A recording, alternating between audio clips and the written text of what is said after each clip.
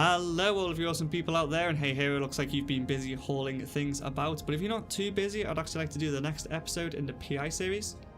Great, so what I'd like to do is actually revisit the planet we already have and just tweak it slightly, so we're not only just getting the basic resources from it, but we're also producing P1 items. Does that sound good? Excellent. So what I need you to do is open up your PI little window by clicking the planet in the neocom there. There we are, and there we have the one planet listed which we currently have occupied. So it does have a bit of a kind of warning on there telling us there's something wrong with the planet and needs attention. So if we double click it here, we'll be taken to the planet in the kind of standard PI screen. And as we can see, both the extractors have red rings around them, and basically what's happened here is we've not set them running, so it's caused a little bit of a problem. But we're not really too concerned about that. What we need to do now is get this kind of settlement ready to be upgraded to produce P1 items, and the first thing we need to do is actually get all the items off planet so we don't lose anything during the changes. So if you want to look inside the gas storage facility for me, Hero, that's the one. You can see we actually have lots of Aquarius liquids in here, but unfortunately we didn't route them to go straight to the expedition transport, to be blasted up to the customs office. So we're going to have to move them manually. To do this, click on it and hit the expedition transfer button, and then click on the little spaceship kind of symbol. There we go, and we get given this window. So on the left hand side, it's showing us what's in the current facility we're looking at. This middle one is what we want to transfer, and here it's just dragged what we want to transfer over, and on the right is what's currently in the destination, which is nothing. So now all we need to do here is hit execute transfer. As you can see, there is a limit to what you can move. It's basically the limit of what the next structure can hold, and yeah, pretty much ready to go. So what we need to do now is click on the gas launch pad and hit launch. Oh, that's right, we need to be in space for this bit. So here, get yourself undocked in the right ship and everything, and we'll meet you when you're at the customs office. Okay, so Hero's on his way to the customs office for that planet, and he's in his Epithal, which is the ideal ship, by the way. If you're doing PI, it has its own PI commodities bay and can get lots and lots of goodies inside. If you want to fit for this one, we'll have it linked in the description down below. Now, in case you didn't catch the last episode, basically we set up a kind of how-to, very basic planet to show you guys how things link together. If you didn't actually catch that video, we'll have a little card pop up somewhere here to show you exactly what we did.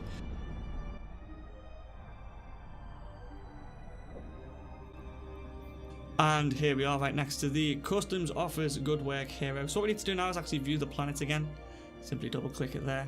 There we go. And if we click on the gas launch pad one more time, Hero, that's it, and then click launch, we should now be given a different window where we can launch things into space. There we are. So on the right hand side it's showing us what's in the launch pad, and on the left hand side is what we want to transfer up into space. So we simply drag them over and it will show us how much it will cost in the bottom there, so 700k. But don't click transfer yet here. If you just want to close that for me a second, yeah, close it and then exit this view altogether.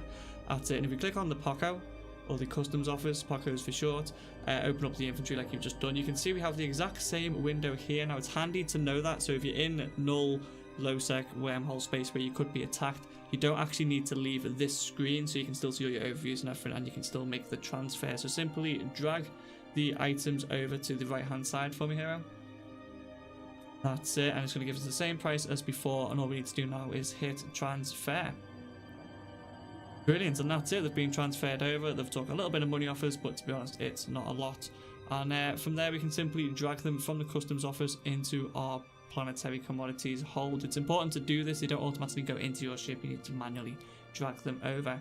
And that's it. So if you want to view the planet again, Hero, all we need to do now is get the next lot of stuff up and into space. Just simply double click it again and go to probably the other gas storage. I mean, we need one storage anyway, so we'll leave that one there. That's it. Click on that one and do the same expedition transfer again. Now it's good to note that actually expedition transfers, there is a delay between doing them, so once you do one you have to wait like 5 minutes for the next one, but it took Hero a little while to undock, so we're well within time. So same again, drag it to the middle, hit execute transfer to move them over, and then simply click on the launch pad and launch into space. Now we've got another price, well, just drag them over anyway. That's it, drag them over. We've got another price at the bottom there, that's the tax again, so simply hit transfer. And that's it, they're up in space. So now we need to get out of this window, out of all these good windows, and open up the POCO once again, drag them out the POCO and put them into our ship. Go. Lovely. So that's actually come to about 5.5 mil estimated. I mean, it will be different by the time you get it to market, but since that's just cost us about 1.1 mil and maybe a few mil to set the planets up. We're actually in the positives already, and we're in high sec. If you went to low null or wormhole, you'd be getting a lot more. So we're basically ready to start making changes. Hero, open up the planet once again. In fact, no, you can dock up because we don't actually need to be in space for this. You can dock up and we can do this from the comfort of a nice station. Here we are, nicely docked up in station. So what we need to do now is view the planets like we did before by clicking the little planet in the Neocom on the left hand side. Here, do that now for me. There we go, and double click the planet so we can view it again. So the first thing we're going to have to do is decrease our power load, because as you can see it's kind of maxed out. And the first thing we should really do is remove one of the gas storages, because to be honest, 2 of them was overkill to begin with. I mean, we might not even need 1 now, but we could always use as a kind of overflow backup storage just in case. So simply click on one of the gas storages, preferably the empty one. If you do decommission a full one, you will lose everything that's inside. So there we go, simply click decommission and then proceed. So in the top left you can see we have edits pending, and this is exactly the same as when we first set up the planet. So if we want to mess around for like an hour removing things, changing things, we can do, and then simply click cancel so to go back to like it was before if we made a mistake. So let's start off with the extractors then, Hero. Basically set them up exactly like you did before, because obviously the materials would have moved around the planet a little bit. So click on it and get all the extractors in the right place, but you're going to have to remove probably about 3 in total, so 2 from one and 1 from the other. Just try and keep the total units extracted about the same so we don't end up with one resource more than another. And yeah, basically we'll just come back to you when you're done. Looking good. Are you happy with that? Brilliant. Alright, so what we need to do now is actually start building some more facilities. So click the build tab on the left, lovely. And what we're going to want is the gas basic industry facilities. Each planet has its own basic facility, and that's what it's going to be producing the P1 items. So same again, simply click on the item you want to build and then click on the planet to place it. So since we're gathering 2 different types of resources, we can basically make 2 different types of P1 items. So we're probably going to want about 4 of these all together. So we'll have 2 making 1 and the other 2 making the other. So simply place them as close as you can, because again this will help with your power load later on when you're creating links and things.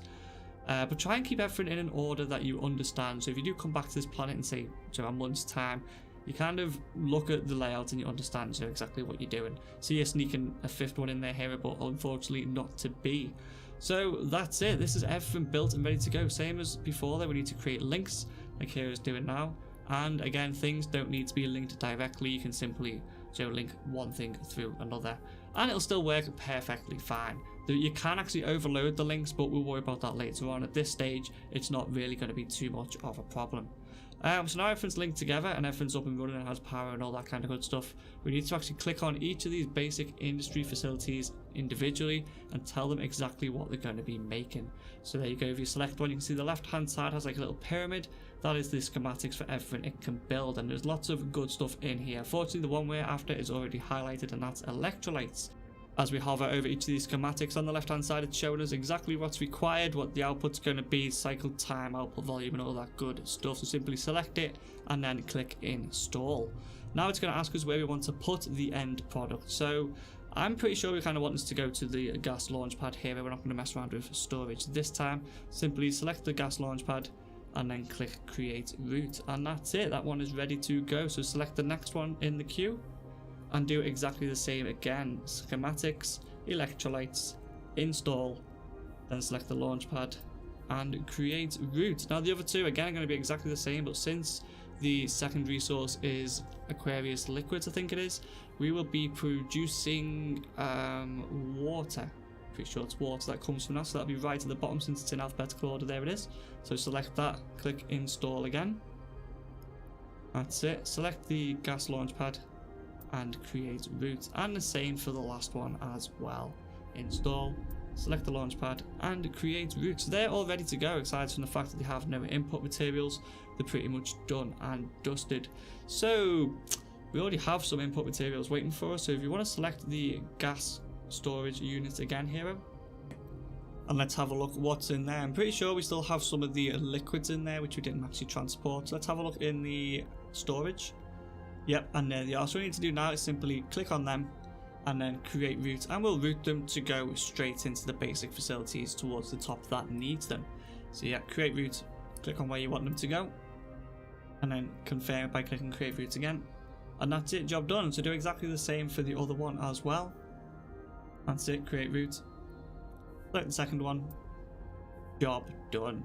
Now we run into a bit of a problem with the other two because we don't actually have any ionic solutions available, but if we actually look in the routes in the gas storage hero, click the little routes button, yeah, there we go, you can see that there is actually some planned on going in there. So from here we can actually create a route to go straight back out. So even though there's nothing in the storage facility as of yet, we can already tell it that when it comes in, go straight back out. So same again, simply click on it, that's it, create route, and select where you want it to go.